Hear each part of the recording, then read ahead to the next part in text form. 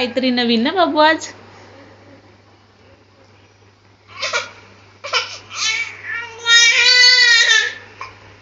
ठीक आहे. अजून काय?